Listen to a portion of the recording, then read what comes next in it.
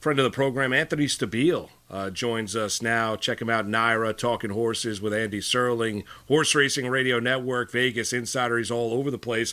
What's going on, Big A? How you doing, bud? I'm waiting for my agent Maggie Gray to start sending some movie contracts. Well, I was also going to say from Community Theater, Anthony Stabile coming to a stage near you. Yeah, one of my absolute favorites. Anthony, thanks so much for joining us. And, you know, big day tomorrow. To be honest, though, like as someone who's not so in the weeds of this sport, like in terms of the horses and stuff, I thought the biggest news was Bob Baffert getting suspended by Churchill Downs for 2 years. What's going to be the fallout from that, eh? Yeah, so 2 days after the Preakness, it was announced that he wasn't going to be allowed to run horses here at Naira through the split sample coming back and through the investigation.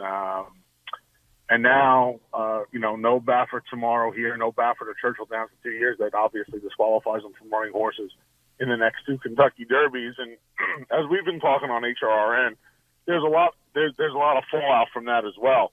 Does that mean he can't run in the points races? Does that mean horses that he trains in the point races aren't eligible for the points? Well, it's a bunch of dominoes that still have to fall. And the funny thing, Maggie, the Kentucky Horse Racing Commission hasn't even levied official charges.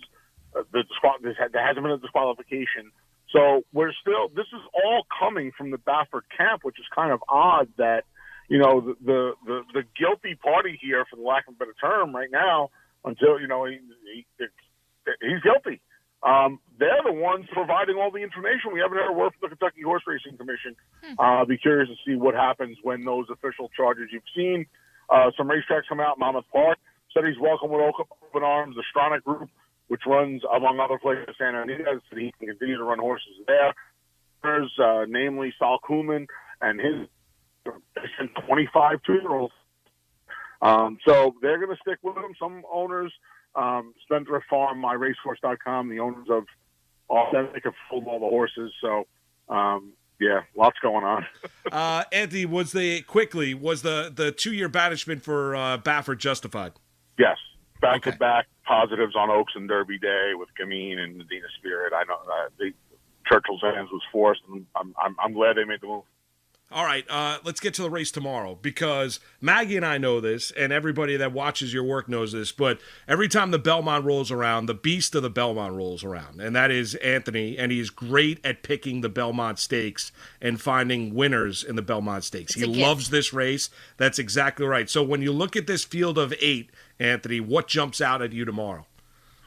I think the first thing you need to do is realize that Essential Quality may just simply be the best 3-year-old running and left in training right now. His Derby got bumped at the start by Rock Your World. He had a wide trip, and he still got beat just less than a length. And you can look at that two ways. After getting bumped, he had a pretty clean trip. He had an outside trip, and yes, he lost some ground, but it's a Kentucky Derby, 19 North Field after the scratch. I don't think you mind losing the ground to stay out of the traffic. He had every chance to run these horses down in the stretch. I'm not going to necessarily hold that against him. His trainer, Brad Cox, turned to his assistant trainer right after they breezed the horse. It was his first official workout, and he said, "I'm going to win the Belmont Stakes with this horse." His sire, Tappet, has won 3 of the last 7. Tonalist Creator, Tappet, second with Frosted to American Pharaoh, second with Tacitus to Sir Winston. A ton of success, and he might just be the best horse. Essential Quality needs to be on all your tickets. If you're playing exactas, trifectas, at 2-1 though, I don't want him in the win spot. All right, so who do you want in the win spot? I really like Known Agenda tomorrow. Now, Known Agenda has a little bit of a hiccup. His rider, Ortiz Jr., involved in a one-horse spill at Belmont yesterday, rather. He's going to be out a couple of weeks. It looks like there's not going to be a rider announced until tomorrow. I would imagine the favorites, in order, in my opinion, would be Mike Smith, Jose Ortiz, and Javier Castellano.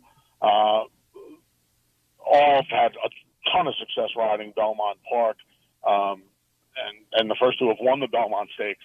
So I would imagine one of those 2. He kept coming in the Derby. He got the dreaded rail draw, found traffic trouble a handful of times, but kept running through the traffic. When Tappert won this race in 2017, all you had to do was go back and watch the Derby. More often than not, the Kentucky Derby is how you find the Belmont winner. There's a horse with a sneaky trip, or there's nobody from the Derby and you want a new shooter. Not really a new shooter guy this year. I want Known Agenda out of the race. I think the way to make money in the race, second and third choices are going to be Preakness winner Ron Bauer and Hot Rod Charlie, who was third in the Derby.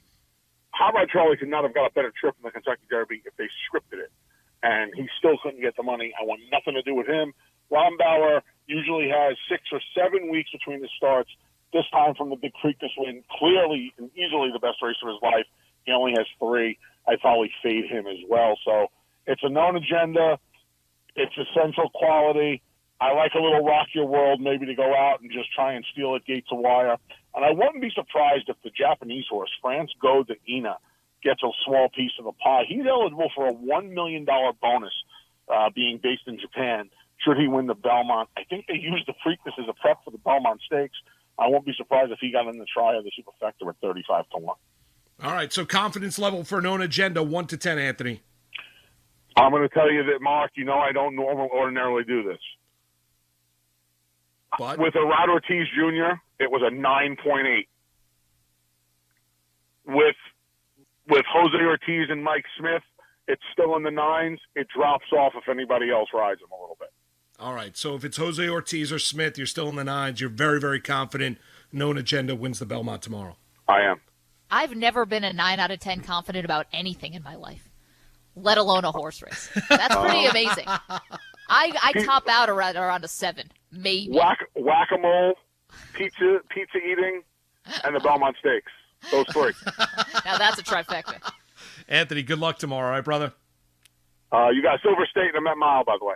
All right, there you go. Another one. Bonus. A little bonus pick, Anthony Stabile.